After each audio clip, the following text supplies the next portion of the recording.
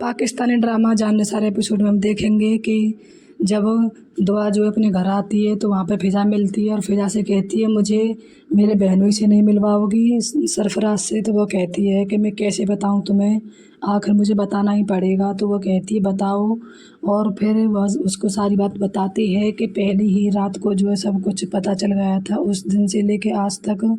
और वो मुझसे बिल्कुल भी सही नहीं रहते हैं, हमेशा नाक पर गुस्सा रहता है और हमेशा मुझे दबाते ही रहते हैं तुम्हें लेकर।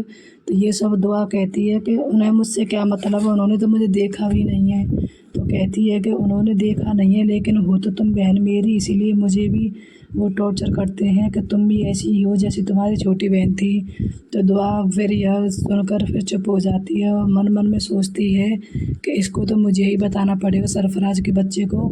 और फिर वह घर से जाती है और फिर वह जैसे ही घर से निकलती है तो वो जो है सरफ़राज आता है, वहाँ बाहर बड़ी बड़ी गाड़ियाँ देखता है। तो फिर वह कहता है कि मतलब ये सोच में पड़ जाता है कि ये किसकी गाड़ियाँ हैं और कौन आ गया है ऐसा।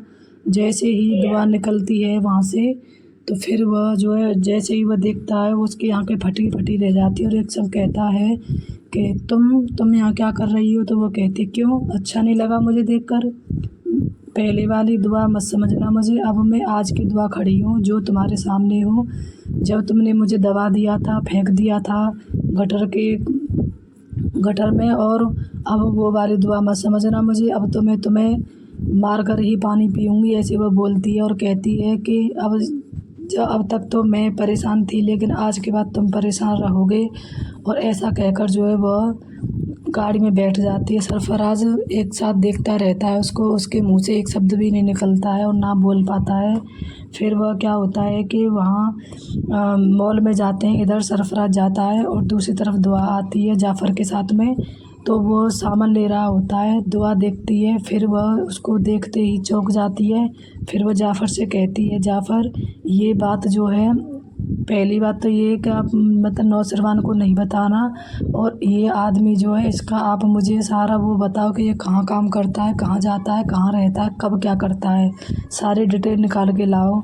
तो वो उसके पीछे जाता है, उसकी शक्ल देखता है तो वो उसको पहचान जाता है और आके कहता है कि बीवी जान ये जो है सरफ़राज है, ये बहुत ही निकट्टू किस्म का इंसान है और ये इससे सर भी जो हैं इसको निकालने वाले थे लेकिन इन्होंने फिर रख लिया, इसे रिक्वेस्ट की थी, और ये बहुत ही बदतमीज़ किस्म का इंसान है। सरफ़राज हमारे ऑफिस में ही काम करता है। तो वो कहती है अच्छा।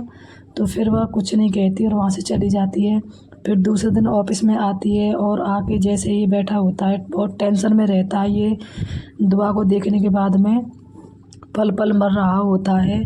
फिर वहाँ दुआ आती है और कहती है, जैसे ही यह दुआ को देखता है फिर यह खड़ा हो जाता है एक साथ और कहता है तुम यहाँ भी, तुम्हारी इतनी औकात का तुम यहाँ आई हो, यहाँ मेरी रेपुटेशन है और प्लीज़ कुछ कहना नहीं यहाँ पे। तो वो कहती है अच्छा तुम्हारी रेपुटेशन है यहाँ पे, और तो बोले, फिर वो कहता है कि तुम ज़्यादा घमंड ना दिखाओ, किसी पैसे वाले से शादी करके मैं उसको तुम्हारी सारी पोल पट्टी खोल के बता दूंगा तो तुम्हें पता चल जाएगा, तुम फिर से रोड पर आ जाओगी। तो वो कहती है क्यों नहीं बता देते, बताओ ना, अब तक तो तुम मुझे डराते आए थे, अब भी तुम मुझे धमका रहे हो, तुम्हारी इतनी औकात कि आज भी तुम मुझे धमका रहे हो, आज मुझे दुआ ऐसी वाली दुआ नहीं है। तो वो कहता है कि जाओ जाओ यहाँ दिमाग ख़राब मत करो। तो वो कहती है कि मैं यहाँ पे मिसेज गजन भी खड़ी हूँ। तो वो कहता है क्या तुम मतलब नौशरवान की बीवी हो? कि हाँ, ये जो यहाँ तुम काम कर रही हो यह मेरा ऑफिस है।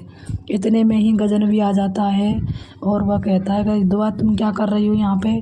तो उसके होश उड़ जाते हैं बिल्कुल सरफ़राज के, क्योंकि वो उसको लगता है कि अब इसको सारी बात बता देगी। फिर वह कहती है नहीं ये मेरे बहनोई हैं, इसीलिए इनसे मिलने आई थी, लेकिन अच्छा लगा मुझे मिलकर इनसे।